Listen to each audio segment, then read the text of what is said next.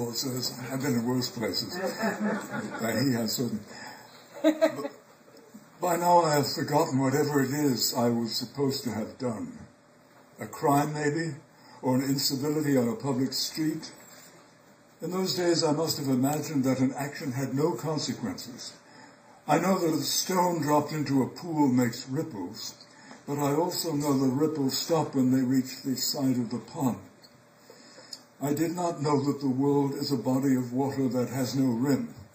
We shiver in endlessness, and an act has no end. I guess it was a small thing, since I feel no pain, no wheels of Ixion or sneering head-waiters of Tantalus. What was it? We were all Jews together, and one of them became famous, and this is the one I am supposed to have said or done something to. I remember his eyes, half weary, half something else, like a man with his mind on other things, as he looked toward me and said something about waiting for him.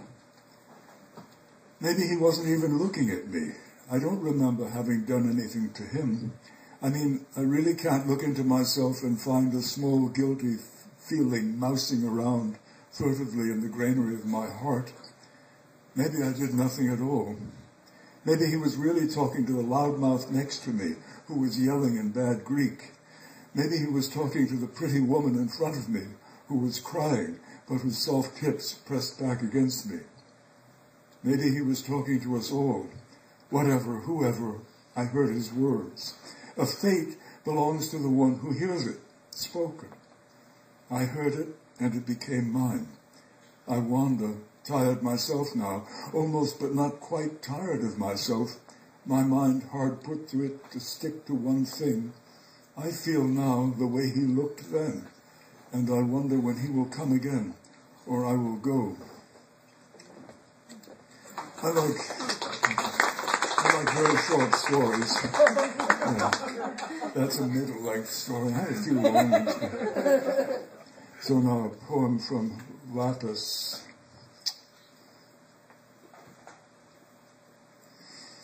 I'll read two pieces there. They happen to be on opening pages, and they're very different. Difference is what I love. I love everything is about difference. If I did it yesterday, I don't want to do it today. Marriage is the only steady thing, the only thing that shouldn't change. But there we're always changing anyway. This is still life, origin of the alphabet. Between the fading fuchsia-spotted lily and the budding iris, I am like some florist's fern from northern California rainwoods rustled wet, shoved in a glass jar by brutal ikebana to show off someone else's colors. I am no rose. Back in the bathroom, the alphabet's still ripening, waiting for ancient Semites to wake up and notice, hello, these birds leave their shadows on the ground behind them when they fly away. Kabbalah is the art of wondering where the birds are now. And this next piece is called Alarm Clock Stunned by Sudden Dawn.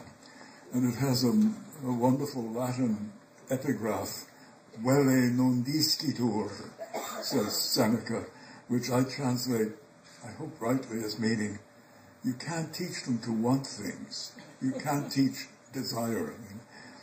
You can do anything with a student. If any of you, most of you probably have been teachers or students at different times in your life, you know the one thing you cannot teach people is to want something.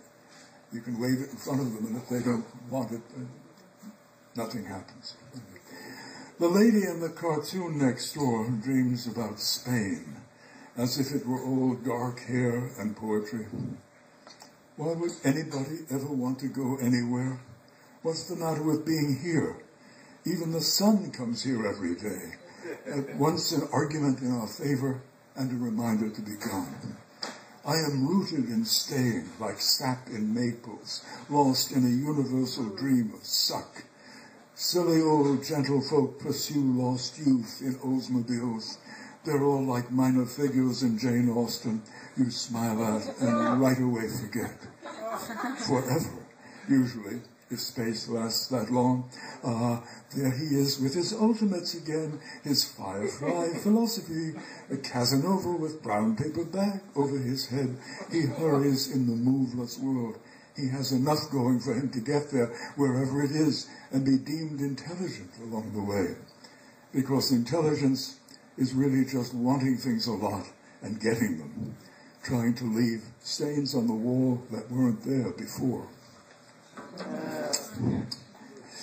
So I have this epic poem which I will now read. I don't care much for this time stuff. It's a long poem called Fire Exit, and it looks on the page like Dante, 3-line stanzas, hundreds and hundreds of them. But it's not about hell. It's more about, or rather, it's working my way back from paradise down into the purgatory again. I want to read one section of this, section 13.